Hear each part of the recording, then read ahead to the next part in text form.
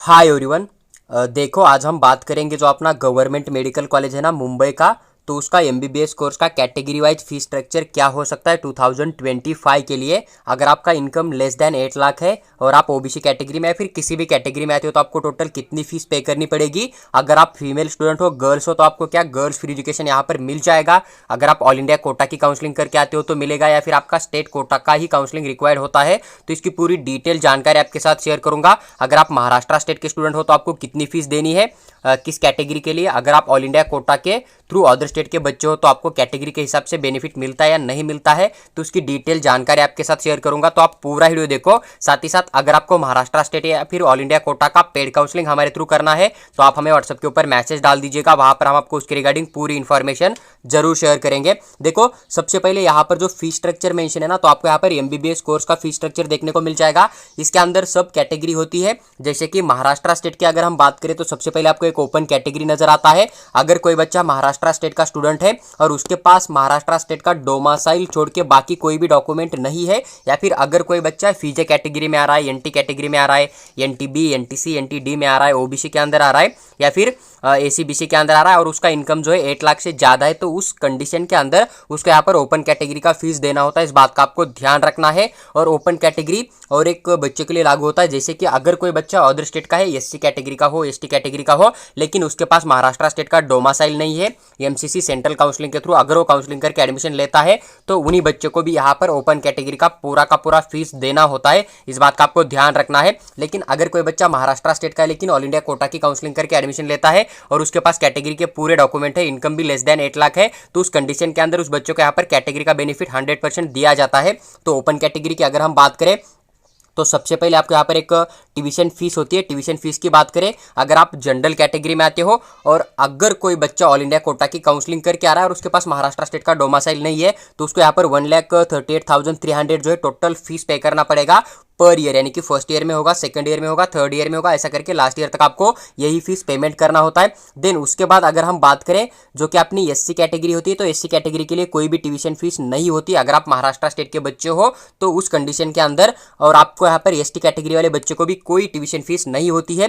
फीजे, NTB, NTC, NTD, इन्हीं category के लिए भी कोई ट्यूशन फीस नहीं होती है। वही अगर आपका इनकम लेस देन 8 लाख है और आप ओबीसी कैटेगरी के स्टूडेंट हो तो उस कंडीशन के अंदर गर्ल्स के लिए गर्ल्स फ्री एजुकेशन लागू हुआ है, तो आपको भी यहाँ पर कोई ट्यूशन फीस नहीं देनी है, जीरो ट्यूशन फीस देनी है। इस बात का आपको ध्यान रखना है। लेकिन कोई ओबीसी कैटेगरी का मेल स्टूडेंट है और उसका इनकम अगर लेस देन 8 लाख आता है तो 69,150 रुपीज आपको पे करना पड़ेगा। अगर आपका इनकम ज्यादा है तो आपको यहाँ पर पूरा जनरल कैटेगरी का फीस पे करना होता है। इस बात का आपको ध्यान रखना है। उसके बाद अगर आप ईडब्ल्यूएस कोटा के थ्रू काउंसलिंग करते हो, महाराष्ट्र स्टेट के स्टूडेंट हो, तो उस कंडीशन के अंदर फीमेल जो है ना, उन्हें यहाँ पर गर्ल्स फ्री एजुकेशन लागू हो जाएगा, तो कोई ट्यूशन फीस नहीं होती है। मेल स्टूडेंट को यहाँ पर आधी ट्यूशन फीस पे करनी पड़ेगी जो कि 69,150 रुपीज होती है। उसके बाद जो कि नया रिजर्वेशन लागू हो गया था एसीबीसी वाला, अगर आप महाराष्ट्र स्टेट के स्टूडेंट हो, फीमेल स्टूडेंट हो, तो आपको यहाँ पर गर्ल्स फ्री एजुकेशन मिल जाएगा। इनकम लेस देन 8 लाख होगा तो आपको यहाँ पर कोई फीस नहीं होगी। मेल स्टूडेंट होगा तो 69,150 रुपीज आपको पे करना पड़ेगा। देन उसके बाद अगर बात करें ओपन कैटेगरी के स्टूडेंट हो महाराष्ट्र स्टेट के, या फिर अगर आप रिजर्व कैटेगरी में आते हो एससी एसटी कैटेगरी को छोड़ के अदर किसी भी कैटेगरी में, और आपका इनकम अगर 8 लाख से ज्यादा है तो आपको जो जनरल कैटेगरी का फीस मेंशन है ओपन कैटेगरी का उतना पे करना पड़ेगा।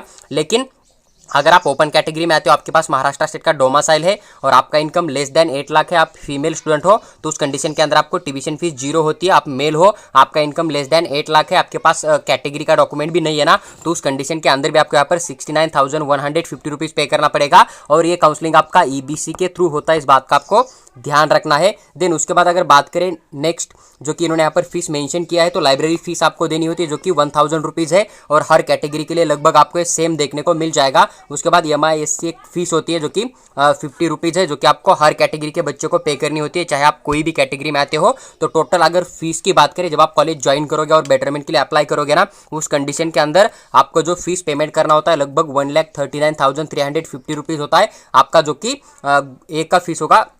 उसके बाद अगर बात करें जो कि आपको अदर कैटेगरी के लिए, जैसे कि एससी कैटेगरी के लिए 1050 रुपीज़ होता है, एसटी के लिए भी वही 1050 रुपीज़ आ जाएगा, लगभग सभी के लिए सेम होता है। बस वही ओबीसी कैटेगरी का अगर कोई मेल स्टूडेंट है तो उसके लिए यहाँ पर आपको 70,200 पे करना पड़ेगा। और वही बाकी अगर कैटेगरी का कोई मेल स्टूडेंट है तो उसको यहाँ पर सेम फीस पे करना होता है। बाकी आप यहाँ पर फीमेल स्टूडेंट हो या फिर फीजे, एनटीबी, एनटीसी, एनटीडी का मेल फीमेल, एससी एसटी का मेल फीमेल, कोई भी स्टूडेंट हो आपको यहाँ पर 1050 रुपीज़ ही पे करना होता है। इस बात का आपको ध्यान रखना है। देखो उसके बाद आपसे एक डेवलपमेंट फीस मांगा जाता है जो कि 5000 रुपीज़ होता है और हर कैटेगरी के बच्चों का यहाँ पर लगभग सेम ही होता है। आप चाहे कोई भी कैटेगरी में आए हो, आपका यहाँ पर इनकम कितना भी हो कोई फर्क नहीं पड़ेगा, लगभग आपको सेम फीस पेमेंट करना होता है। उसके बाद देखो यहाँ पर एक एडमिशन फीस होती है जो कि 1500 रुपीज़ होती है। ये भी हर कैटेगरी के बच्चे को सेम होती है, चाहे आपके पास डोमिसाइल हो ना हो, आप किसी भी कैटेगरी में आते हो कोई फर्क नहीं पड़ेगा, लगभग सेम फीस आपको यहाँ पर पेमेंट करना होता है। उसके बाद देखो एक क्वेश्चन मनी डिपॉजिट होता है, जब आपका डिग्री कंप्लीट हो जाएगा तब आपको ये रिटर्न दिया जाएगा, तो 3000 रुपीज़ डिपॉजिट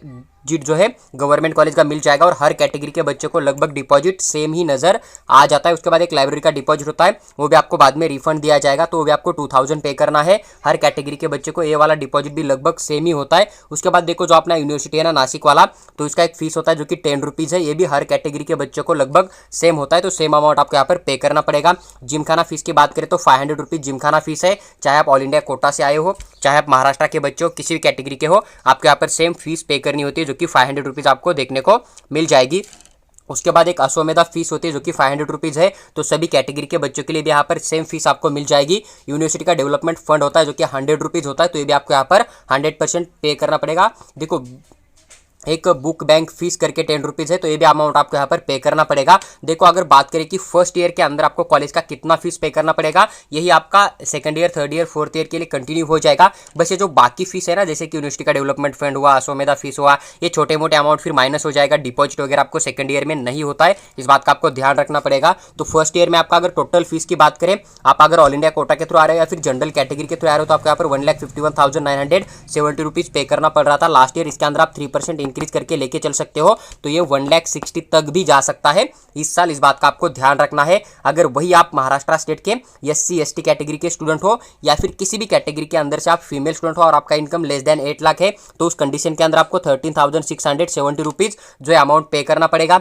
लेकिन अगर आप यहाँ पर ओबीसी, ईडब्ल्यूएस या फिर एसीबीसी कैटेगरी के मेल स्टूडेंट हो और आपका इनकम जो है 8 लाख से नीचे है, तो उस कंडीशन के अंदर आपको यहाँ पर 82,820 रुपीज़ जो है टोटल अमाउंट पे करना पड़ेगा यहाँ पर एडमिशन लेने के लिए इस कॉलेज के अंदर फर्स्ट ईयर में। और जो डिपॉजिट वगैरह अदर फीस माइनस करोगे तो आपको सेकंड ईयर में जो ट्यूशन फीस, डेवलपमेंट फीस होता है, एडमिशन फॉर्म का फीस होता है ना, उतना ही फीस आपको सेकंड ईयर, थर्ड ईयर में आगे कंटिन्यू पे करना होता है। देखो अगर वहाँ पर आपको हॉस्टल अलॉटमेंट हो जाता है एडमिशन लेने के बाद में, हॉस्टल के अंदर सीट वैकेंट है और आपको वहाँ पर हॉस्टल अगर अलॉटमेंट हो जाएगा ना, तो आपको एक हॉस्टल का डिपॉजिट देना होता है जो कि आपको 4 साल में एक ही बार देना होता है, जो कि आपका 1000 रुपीज़ है। सभी कैटेगरी के लिए सेम होता है, यहाँ पर कोई भी कैटेगरी का बेनिफिट नहीं होता है। बस अगर आपको हॉस्टल अलॉटमेंट होगा तो आपको 1000 रुपीज़ इसका डिपॉजिट देना पड़ेगा। देन उसके बाद हॉस्टल का रेंट देना होता है। अगर फर्स्ट ईयर में आपको हॉस्टल मिल गया तो पूरे साल का जो फीस रहेगा 4000 रुपीज़ ही रहेगा। और लाइट बिल की अगर बात करें तो 36 रुपीज़ आपको यहाँ पर एक साल का लाइट बिल पे करना होता है हॉस्टल के लिए। बाकी मेस यहाँ पर नहीं होता है, मेस आपको प्राइवेट में बाहर जो है लगाना पड़ता है, इस बात का आपको ध्यान रखना है। तो देखो जो भी आपका जीएमसी मुंबई था ना, तो इसका जो भी फीस स्ट्रक्चर था कैटेगरी के हिसाब से मैंने पूरा डिटेल एक्सप्लेन करके आपके साथ शेयर किया। और आपका रिजल्ट जो है ना 14 जून को लगभग मिलने वाला है। तब तक जितने भी महाराष्ट्र स्टेट के अंदर गवर्नमेंट साथ ही साथ प्राइवेट एमबीबीएस कॉलेज है, साथ ही साथ बीएमएस के भी गवर्नमेंट प्राइवेट है, बीएचएमएस वाले भी है, फिजियोथेरेपी वाले भी है ना, बीएससी नर्सिंग वाले भी, तो सभी कॉलेज का फीस स्ट्रक्चर कट ऑफ जो है कॉलेज वाइज इसी चैनल के ऊपर हम अपलोड करके आपके साथ शेयर करेंगे। और इसका पीडीएफ जो है हमारे टेलीग्राम ग्रुप के अंदर हम एकदम फ्री ऑफ कॉस्ट में आपके साथ शेयर करेंगे। तो आप चैनल को सब्सक्राइब करके हमारे साथ बने रहिएगा, साथ ही साथ हमारा टेलीग्राम ग्रुप भी ज्वाइन कर सकते हो। अगर आपको महाराष्ट्र स्टेट की स्टेट काउंसलिंग या फिर ऑल इंडिया कोटा की स्टेट काउंसलिंग साथ ही साथ ऑल इंडिया कोटा का जो काउंसलिंग होता है ना, वो हमारे साथ ज्वाइन करना चाहते हो पेड काउंसलिंग के अंदर, तो आप हमें व्हाट्सएप के ऊपर मैसेज कर दीजिएगा, वहां पर हम आपको पूरी इन्फॉर्मेशन शेयर करेंगे। साथ ही साथ अगर आपको हमारे थ्रू जस्ट गाइड लेना है, पर्सनल गाइड, तो हमारा 599 रुपीज़ जो है फीस है एक साल का। इसके अंदर हम आपका कॉल आंसर करके, साथ ही साथ हम आपको कॉल करके पूरा का पूरा काउंसलिंग प्रोसेस क्या होता है, किस कॉलेज के अंदर हॉस्पिटल कैसा होता है, बच्चों का रिव्यू क्या है, फीस क्या रहेगी, कट ऑफ क्या रहेगा, स्कॉलरशिप कितना मिल जाएगा, काउंसलिंग के नियम क्या है, पूरी डिटेल जानकारी कॉल के ऊपर आपके साथ शेयर करेंगे। तो आप काउंसलिंग नहीं ज्वाइन करना चाहते तो पर्सनल गाइड ज्वाइन करके भी अपना एडमिशन एकदम ईजी वे में जरूर करिएगा।